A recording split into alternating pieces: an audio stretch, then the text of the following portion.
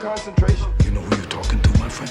What? All right. Forget about it. Welcome to the Drop a Gem on 'em podcast. I'm your host, lxdaone, getting it done. It's about to go down. Say what? Say what again? I dare you. I double dare you. Drop a gem on 'em.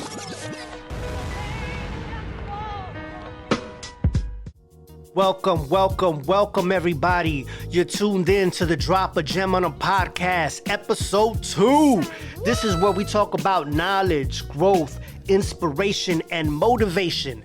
I find very powerful clips on social media and break down that message. Really get into the nitty gritty to find out the true meaning behind it, because it's easy for it to go one ear and out the other. In this case, I'm using TikTok. So shouts out to the real Wilson Jordan. The video was entitled Story Time. And this video, reason I chose it is because we're all guilty of this. At some point in our life, we have done this. We've treated people in a certain way. And this will all make sense as I played the video. But before I break it down, it's a very friendly reminder. This is just my opinion. This is my interpretation. This is how I understand it. Feel free to come up with your own conclusion. You might hear something completely different, but again, this is just my opinion. So without further ado, let's go ahead and start the video. Late king of a community had 10 wild dogs. He used these dogs to torture and eat his servants that made a mistake. One of the servants gave the king an opinion that was wrong, and the king didn't like it at all. So he ordered that a servant be thrown to the dogs. Whoa, what a way to start a story, right? So imagine you're the king, you have a servant, you ask him for some advice.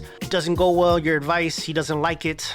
To punish you, he throws you to the dogs. So basically, you can be eaten alive. I mean, that's just harsh punishment. But let's break it down in a way we can understand it today in today's society. So we have the king, which is, in my opinion, someone with authority, maybe a boss, a manager, the president of a group that you're in or a club. Then we have the servant. I look at the servant as a regular worker, somebody who wakes up in the morning, goes to work, punches the clock, goes home, feeds his family, goes to sleep, the next day repeat. And then the dogs. In the story, the dogs, he had 10 wild dogs. I mean, these were the king's weapons. It could also be used in today's terms as a metaphor. If somebody does harm to us, what do we do? What kind of weapon do we go to? Do we give that person maybe the silent treatment? Do we stop giving them something of value, like our time, our attention? If you look up the definition, thrown to the dogs, this is what it says: to throw away as useless, to remove or cast someone or something from one's protection.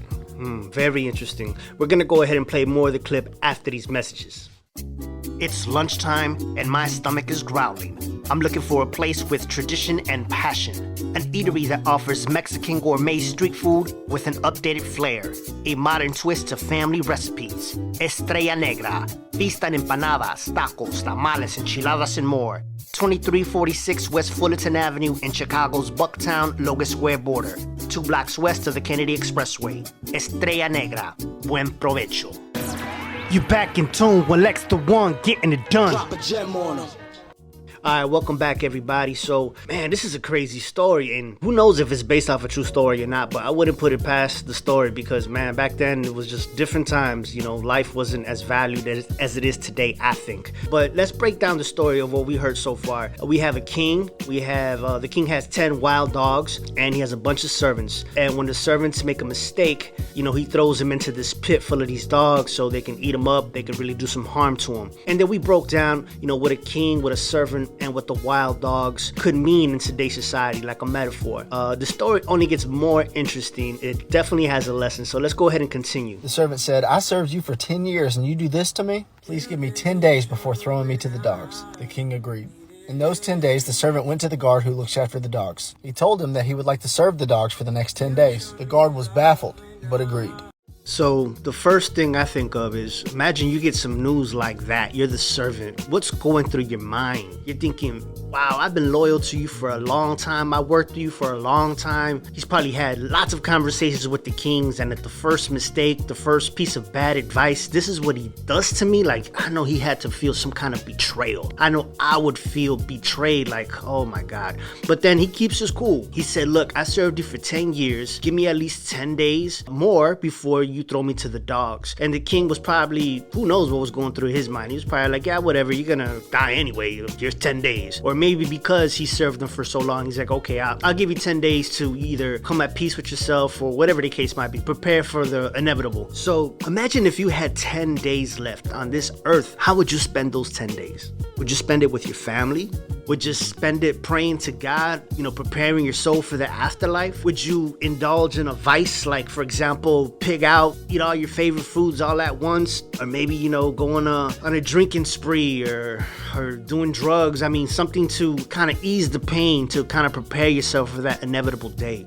He keeps his cool. He thinks about it. This is an important lesson. Sometimes we react when someone betrays us. We react in a certain kind of way. We want to attack back, but he kept his cool. He's like, look, I got 10 days to make this right. So what can I do? So he goes to the guard and he's like, look, I'll take over your job for the next 10 days. Not a problem. The guard was probably like, yeah, whatever, 10 days, I'll catch up on my sleep. Dogs are going to get taken care of anyway. So go ahead, do your thing. And the servant started feeding the dogs, bathing them, and taking care of all of their needs. When the 10 days was over, the king ordered that the servant be thrown to the dogs for his punishment. When the servant was thrown in, everyone was surprised to see that the ravenous dogs only licked the feet of the servant. The king, baffled at what he was seeing, asked, "What happened to my dogs?" The servant replied, "I only served the dogs for 10 days, but they didn't forget my service. Yet I served you for a whole 10 years, and you forgot everything at my first mistake." So who does that? This servant, super smart in this story. I would have been like my explanation I said earlier, with my family, praying, having a few drinks, counting down the days. 5, 4, 3, 2. Man, I'm gonna get eaten. But he didn't. He took care of them. He fed them. He bathed them. He probably, showed them some kind of affection. The word to describe these animals, these dogs, was ravenous. And I really didn't know what that meant. I thought it meant like really mean or vicious, but what that word means is extremely hungry. They were starved, famished. They probably only ate when they threw somebody in the pit. That was the entertainment for the king. They didn't have Netflix and chill day. They had throw the servant in the pit day. It's sad, but it's crazy. That's what it was. And here comes the day. I know that servant was shaking, scared, thinking, what's gonna happen? Confused. The king throws him in the pit and the dog starts to lick his feet. The king was baffled. He was confused. He's like, man, what the heck's going on? Why ain't they eating him up? He was probably gonna throw another servant in the pit. But the servant said, look, I only served them for 10 days and they didn't forget. The simplest explanation of a dog's loyalty is that if you give them food, if you take care of them, they're grateful for the essentials of life that you provide. He only had 10 days to do that. But with the king, he had 10 years. It's like you could do 100 things right and get punished for one wrong thing. There's a lesson in this for sure. Our pride sometimes gets in the way. We have tunnel vision. It's like, what have you done for me lately? We're quick to forget. And we need to break that way of thinking. I mean, we're all humans. We all make mistakes. Treat people like you want to be treated. You want somebody to forgive you when you mess up, right?